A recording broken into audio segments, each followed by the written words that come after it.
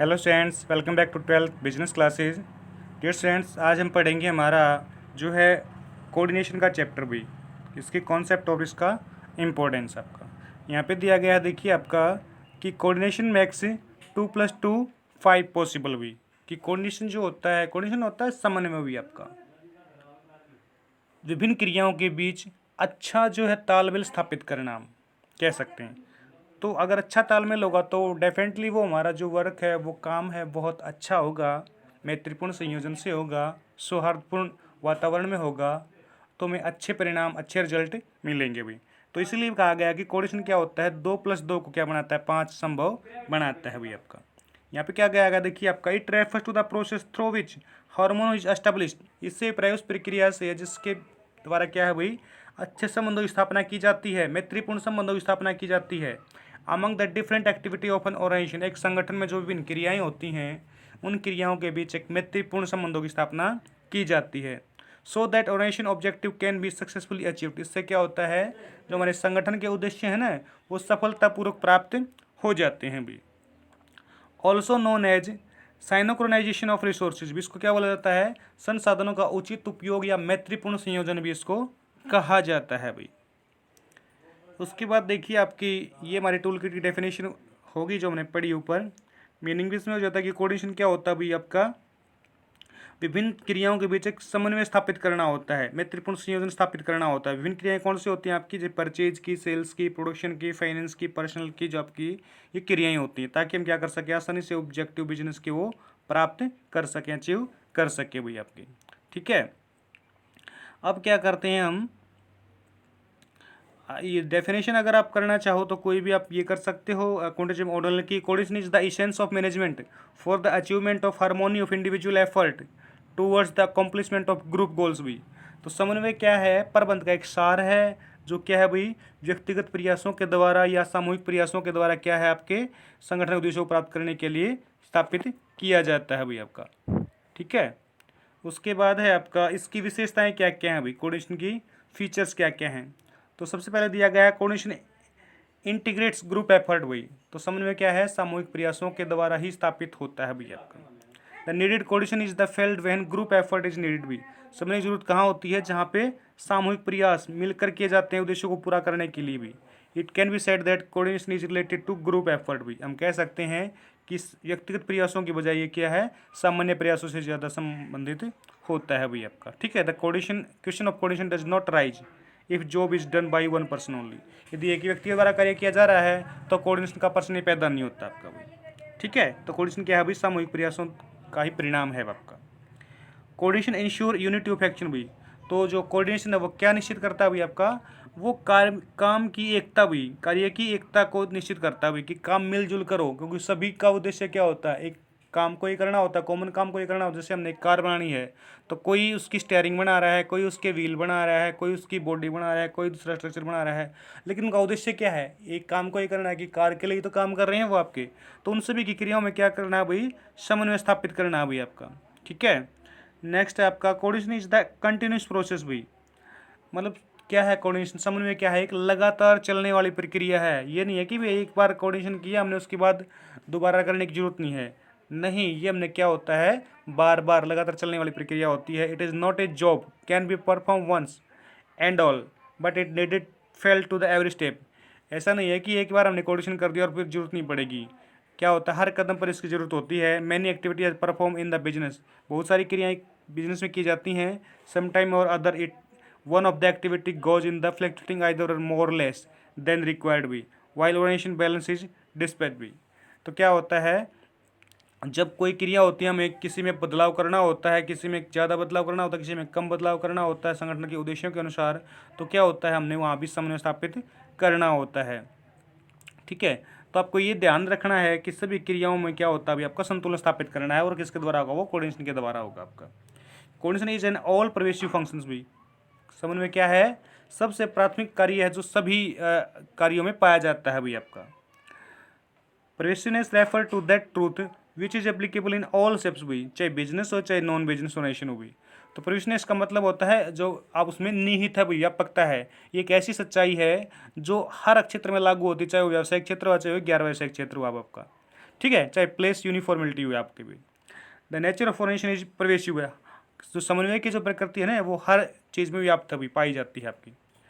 मान लीजिए time table हम बना रहे हैं एजुकेशन इंस्टीट्यूट्स में, is the kept example of establishing coordination, तो वहाँ भी क्या होगा, हमने समन्वय स्थापित करना होगा भी। क्रिकेट के गेम में भी आपका क्या होगा, समन्वय स्थापित करना होगा। Placement of player of predetermined position भी, बेसिक पहले से उनकी स्थिति निश्चित है, नथिंग बट कोऑर्डिनेशन भी।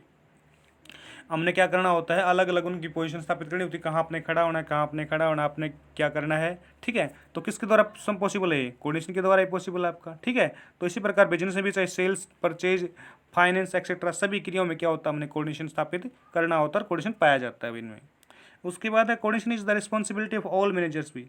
कोऑर्डिनेशन क्या होता है, किसी एक प्रबंधक की जरूर उत्तरदायित्व नहीं होता, सभी का क्या होता है, ये उत्तरदायित्व होता है कि सभी क्रियाओं के बीच अपने अपने लेवल पर, चाहे वो टॉप लेवल हुआ, चाहे वो मिडिल लेवल हुआ, चाहे वो लोअर लेवल हुआ भाई, तो उन्होंने क्या होता है कोऑर्डिनेशन स्थापित करना है भाई आपका। उसके बाद कोऑर्डिनेशन इज ए डेलिब्रेटेड फंक्शंस भाई। कोऑर्डिनेशन क्या होता है, जानबूझ कर स्थापित किया जाने वाला क्या होता है, कार्य होता है भाई आपका। तो coordination never establish by itself, स्वयं स्थापित नहीं होता बल्कि इसको जानबूझ कर स्थापित करना पड़ता है भाई। Only cooperation does not suffer from coordination is also needed भी, केवल सहयोग जरूरी नहीं है लेकिन समन्वय भी क्या होता है, बिल्कुल जरूरी है भाई इसमें आपका, ठीक है।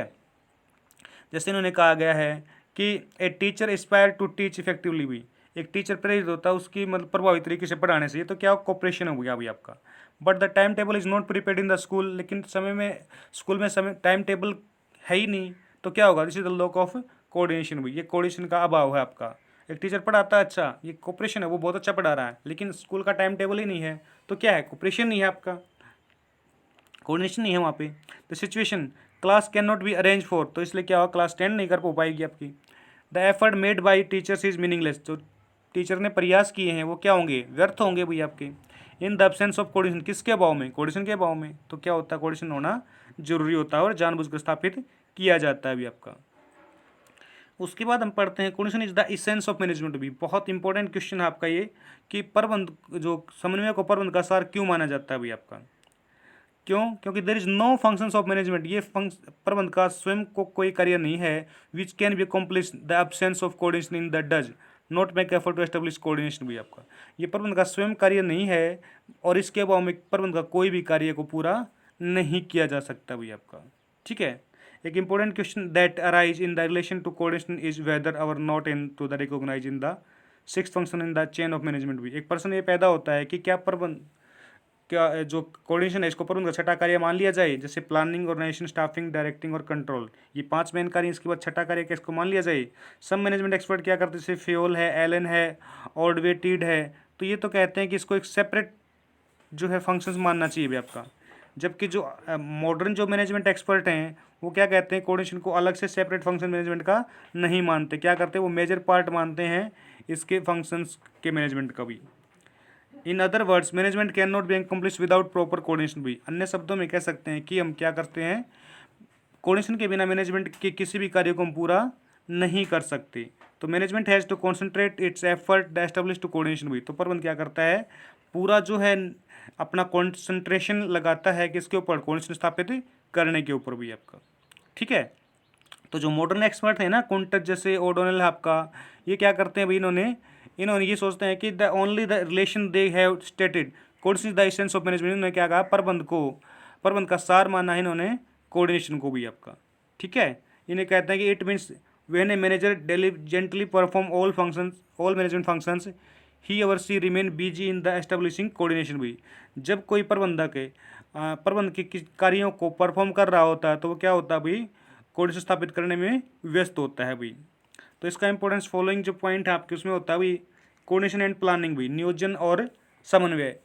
जब किसी प्रबंध के किसी भी कार्य की हम प्लानिंग करते हैं तो कोऑर्डिनेशन को भी हमने क्या करना होता है, ध्यान में रखना होता है। Planning is undertaking keeping mind, जो नियोजन किया जाता है वो किसको ध्यान में रख के किया जाता है भाई, जो विभिन्न क्रियाएं हैं एक संगठन में, विभिन्न डिपार्टमेंट हैं उनको ध्यान में रखकर नियोजन किया जाता है और फिर ये देखा जाता है कि उनमें किस प्रकार से हमने कोऑर्डिनेशन रखना है भाई। कोऑपरेशन एंड ऑर्गेनाइजेशन भाई, कोऑर्डिनेशन, ऑर्गेनाइजेशन, संगठन और समन्वय। While performing the function of organisation, संगठन का जो कार्य करते समय मैनेजर क्या करता है, manager has to make effort to establish coordination भी, क्या करता है वो समन्वय स्थापित करने का भी प्रयास करता है। And among the various department as well as the various people working in the same department. और फिर क्या करते हैं, उसी डिपार्टमेंट में जो विभिन्न लोग काम कर रहे हैं उनके बीच में क्या करता है, मैत्रीपूर्ण जो संयोजन है, जो संबंध है उनके वो स्थापित करते हैं। नेक्स्ट है आपका कोऑर्डिनेशन एंड स्टाफिंग भी, मतलब जो समन्वय है और जो नियुक्तिकरण है, नियुक्तियां जो हम करते हैं, जो वैकेंट पोस्ट होते हैं, खाली पदों पर जो व्यक्तियों के द्वारा हम उनको फिलअप करते हैं, तो वहाँ पे भी क्या होता है, कोऑर्डिनेशन की जरूरत होती है। Even while performing the functions of staffing manager is also concern about the coordination भी। जब हम क्या करते हैं, नियुक्तिकरण का जो कार्य कर रहे होते हैं, तो मैनेजर्स को ध्यान में रखना होता है वहाँ भी कोऑर्डिनेशन को। It is the effort to fill the position with capable and experience person. तो यहाँ पे उसने प्रयास करने हैं कि जो खाली पदों को भरना है वो किसके द्वारा भरे, भाई जो कैपेबल योग्य व्यक्ति हैं और जो एक्सपीरियंस मतलब जो अनुभवी व्यक्ति हैं उनके द्वारा उन्होंने उन पदों को फिलअप करना है, वेरियस वैकेंसीज को। एंड द बिजनेस में प्रोसीड्स विदाउट एनी हिंड्रेंस भी, ताकि जो हमारा व्यवसाय है, व्यावसायिक जो क्रियाएं हैं वो अच्छी प्रकार से लगातार चलती रहें बिना किसी हिंड्रेंस मतलब बाधा के। नेक्स्ट है आपका कोऑर्डिनेशन एंड डायरेक्टिंग भी, आपका मतलब निर्देशन और समन्वय भी। तो while performing the functions of directing, निर्देशन का कार्य करते समय a manager give due priority to coordination भी। तो वहाँ भी क्या करता है, एक प्रबंधक समन्वय को क्या देता है, प्राथमिकता देता है भी। While issuing order and instruction to the subordinate, he has to keep in mind the effect will have on other people भी।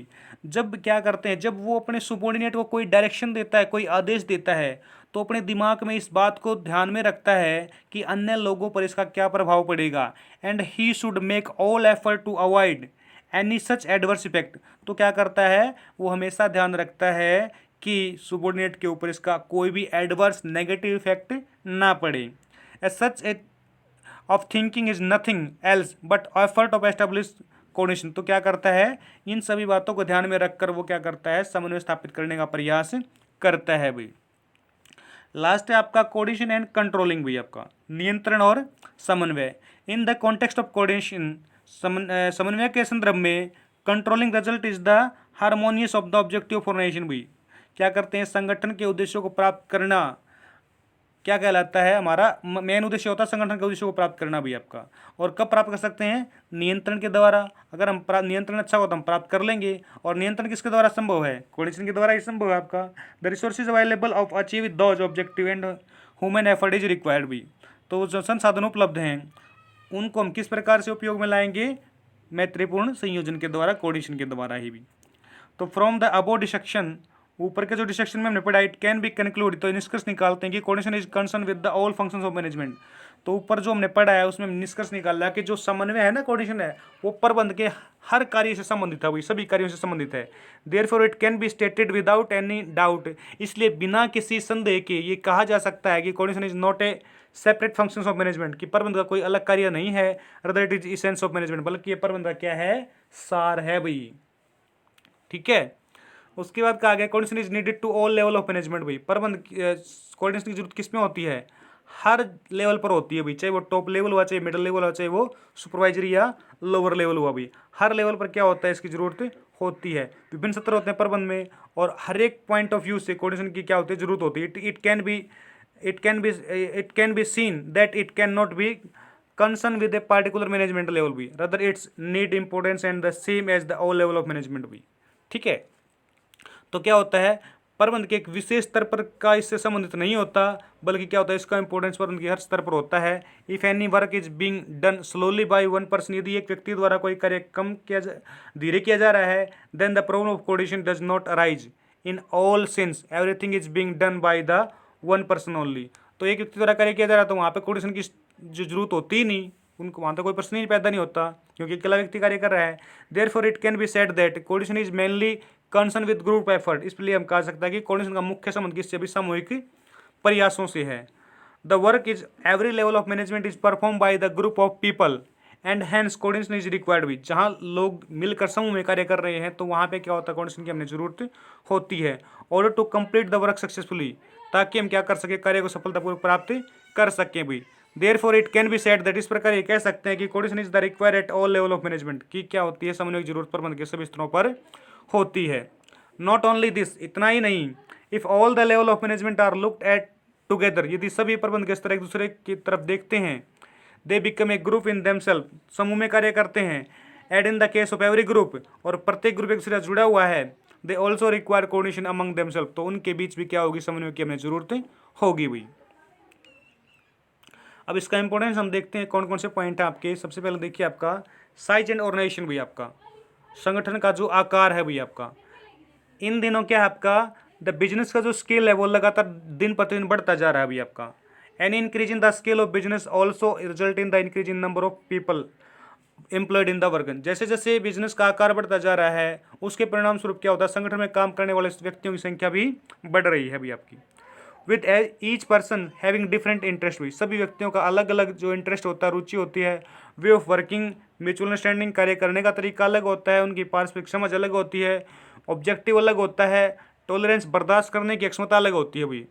तो all people have to gather group despite themselves different, हर एक व्यक्ति क्या करता है, अलग अलग तरीके से सोचता है, अलग अलग तरीके का जो है डिफरेंट डिफरेंट माइंड होते हैं उनके। Which is not easy task भी, तो उनके लिए जो है मिलजुल कर कार्य करना आसान नहीं है। There is a very necessary them through coordination, इसलिए बहुत आवश्यक है कि उनके बीच प्रॉपर जो इन्वायरमेंट उनको उपलब्ध करवाया जाए, और किसके द्वारा संभव, वो कोऑर्डिनेशन के द्वारा ही संभव है, ताकि हम अपने संगठन के उद्देश्यों को प्राप्त कर सकें भाई। सेकंड आपका फंक्शन ऑफ डिफरेंटाइजेशन भाई, आपका विभेदीकरण का जो कार्य होता है आपका। There may be clash of the interest among the various department in the organisation, संगठन में जो विभिन्न विभाग होते हैं उनके बीच जो है झगड़ा ना हो, इसके लिए क्या करते हैं भाई, situation become is very big hindrance भी, अगर झगड़ा होगा तो बहुत बड़ी बाधा हो जाएगी अचीवमेंट में, किसके अचीवमेंट में भी, संगठन के गोल को अचीव करने में। इसलिए क्या है, इस स्थिति को अवॉइड करने के लिए क्या करेंगे, उनके बीच एक प्रॉपर कोऑर्डिनेशन स्थापित करेंगे विभिन्न डिपार्टमेंट के बीच भी। उसके बाद है स्पेशलाइजेशन भी, विशिष्टीकरण। प्रत्येक जो संगठन होता है order in avail the benefit of specialisation हुई, तो क्या करता है, वो विशिष्टीकरण के लाभ भी उपलब्ध करवाता है। One main activity is divided into various activities भी, एक मुख्य क्रिया को विभिन्न उपक्रियाओं में बांट दिया जाता है। And the each of this are another two different persons who are expert in their particular subsidies भी, और क्या कहता है, उन क्रियाओं को अलग अलग व्यक्तियों को दे दिया जाता है, जो व्यक्ति जिस कार्य को करने के योग्य है उसी व्यक्ति को वो कार्य दे दिया जाता है। Every person wants to do his work in his own way, प्रत्येक व्यक्ति उसको जो कार्य दिया गया उसको अपने तरीके से करना चाहता है। Without having any regard of the total work to be perform, जो कुल कार्य है उसको बिना देखे अपने अपने तरीके से उस कार्य को करना चाहता है। In such situation in order to complete the activity being perform by various people successfully, तो ऐसी स्थिति में क्या होता है, सफलतापूर्वक उस कार्य को हमने पूरा करवाना होता है।